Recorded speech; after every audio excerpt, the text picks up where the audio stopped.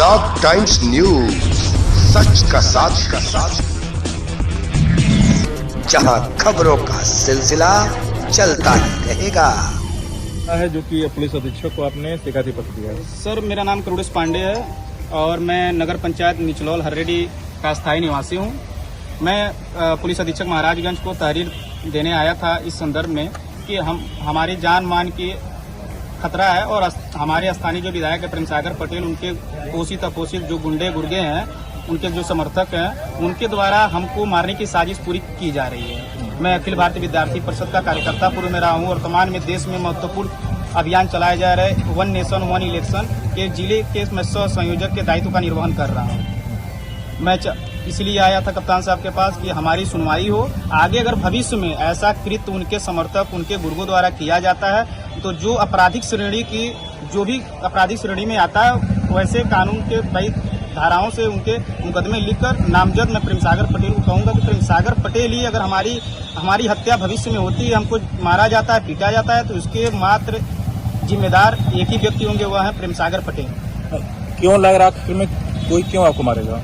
Sir, आशंका है मुझे। मैं पार्टी का निष्ठावान कार्यकर्ता हूं। मैं 2012 से लेके अब तक मैं पार्टी के निष्ठावान कार्यकर्ता हैं। तो प्रेम सागर पटेल भी तो भाजपा के ही विधायक हैं और सभापति हैं। जी बिल्कुल, भाजपा के विधायक हैं। कब से हैं सब लोग जानते हैं, जिले में सब लोग जानते हैं कैसा स्वभाव है, कैसा आचरण है। कहने की आवश्यकता नहीं है, न किसी अधिकारी को, न किसी जनप्रतिनिधि को, न किसी भाजपा के पदाधिकारी को कहने की आवश्यकता नहीं है। सब लोग उनके स्वभाव से वाकिफ हैं इस जिले में। और हम लोग निम्न परिवार से आते हैं और बहुत निम्न परिवार से उठ के हम लोग आगे संगठन में मजबूती से काम करके हम लोग आगे जाना चाहते हैं। तो हम जैसे कार्यकर्ताओं को मैं क्षमा चाहता हूं कि हम जैसे कार्यकर्ताओं को तोड़ने का और मनोबल डाउन करने का काम न करें। हम लोग पार्टी के निष्ठावान कार्यकर्ता हैं, हम लोग भविष्य हैं इस देश के। हम लोग आगे कैसे जाएंगे जब आप जैसे जनप्रतिनिधि हम लोग को दबाएंगे, मारेंगे, मुकदमा लदवाएंगे।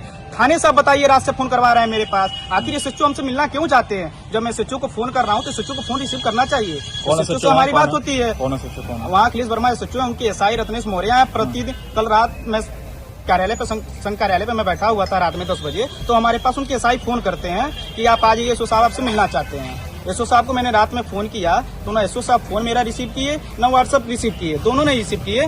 मैं फिर हमारा स्टेटस सीन कर रहे हैं SHO साहब, लेकिन रात को फोन नहीं उठ रही है SHO साहब की। फिर अभी आपके सामने आपने देखा मैं SP कार्यालय आया हूँ और कप्तान साहब से मैंने मिला जिले पे, और उनके SI जो है रत्नेश मौर्य फिर फोन किए थे, आप थाने पे आए, आप कारण बताएं, मैं आऊंगा। भाई, आप पुलिस हमको कारण बताएगी, प्रशासन हमको कारण बताएगी, मैं थाने पे जाऊंगा। हमको कोई हिचक नहीं है शासन में। हमारी योगी सरकार जीरो टॉलरेंस की नीति पे काम करती है। मुझे पूर्ण विश्वास है पूज्य महाराज योगी आदित्यनाथ जी पे कि ऐसे भ्रष्ट जनप्रतिनिधियों के खिलाफ नकेल कसने का काम करें। ऐसे कार्यकर्ताओं को मनोबल टूटेगा तो फिर कार्यकर्ता पार्टी को छोड़ के कहीं और शरण लेंगे। हम जैसे कार्यकर्ता आगे जाना चाहते हैं, हमारा मनोबल ऐसे जनप्रतिनिधि को बढ़ाना चाहिए, यहाँ के लोगों को बढ़ाना चाहिए कि हम लोग देश के भविष्य हैं। हम लोग पैसा थाने पे दलाली, हम लोग बालू माफिया, हम लोग गिट्टी माफिया नहीं है। हम किसी को आरोप नहीं लगा रहे हैं कि आप चोर हैं, लेकिन अपने आप को आप भ्रष्ट चोर समझ रहे हैं। तो आपकी मानसिकता है, हमारी मानसिकता नहीं है। मैंने नामजद किसी भी पोस्ट से हमारा कोई मतलब नहीं है, ना मैं उनको किसी व्यक्ति विशेष को मैंने कुछ कहा है, लेकिन वो षड्यंत्र कर रहे हैं। स्थानीय जैसे उनके समर्थक वैसे हमारे भी समर्थक है। थानेदार के माध्यम से धमकाया जा रहा है। हमको थानेदार के माध्यम से प्रतिदिन नहीं धमकाया जाता, लेकिन कल रात से प्रेशर उनके SI द्वारा, जो हमारे पास रिकॉर्ड है, उनके SI द्वारा बार-बार। कारण बताइए, कारण क्या है कि कोई आपको मारना चाह रहा है? कारण ये है लोकप्रियता है। लोकप्रियता की वजह से कि आगे न जा पाए। इतने कम उम्र में पार्टी हमको विधानसभा विस्तारक के रूप में लोकसभा में हमको आलापुर अम्बेडकर नगर जिले का दायित्व दिया था, बहुत अच्छे से निर्वहन किया था। मैं उस विधानसभा में रहा हूँ। और वर्तमान में मोदी जी का ये महत्वपूर्ण अभियान है, ड्रीम जैसे बोला, ड्रीम अभियान है उनका, वन नेशन वन इलेक्शन। उस अभियान के मैं जिले के सह संयोजक के दायित्व पर कार्यरत हूँ और ईमानदारी से अपना काम कर रहा हूं। मुझे पूर्ण विश्वास है भारतीय जनता पार्टी हमारे साथ खड़ी है, हमारे सारे लोग हमारे साथ खड़े हैं। हमको मनोबल डाउन करने की आवश्यकता नहीं है, लेकिन ऐसे जनप्रतिनिधि बार बार प्रेशराइज करेंगे, मुकदमा लादने को धमकी देंगे, जेल भेज देंगे। ऐसे आप हजारों उदाहरण है, ऐसे हजारों उदाहरण इसी जिले में। धर्मात्मा निषाद जैसे कार्यकर्ता जो सिस्टम से लड़ नहीं पाते हैं, आत्महत्या कर लेते हैं, लेकिन हम लोग सिस्टम से लड़ने वाले व्यक्ति, हम लोग आत्महत्या नहीं करेंगे। हम लोग किसी जनप्रतिनिधि से नहीं डरेंगे। हारा वही जो लड़ा नहीं। हम लोग वैसे लोग हैं, वैसे विचारों पे चलने वाले लोग। पुलिस अधीक्षक से मिले, उन्होंने क्या? पुलिस अधीक्षक से मैंने मिला, उनका आश्वासन था कि करुणेश आप निश्चिंत हो कि आप पढ़ाई करो, जो भी काम करते हो अपने संगठन पार्टी का काम करो।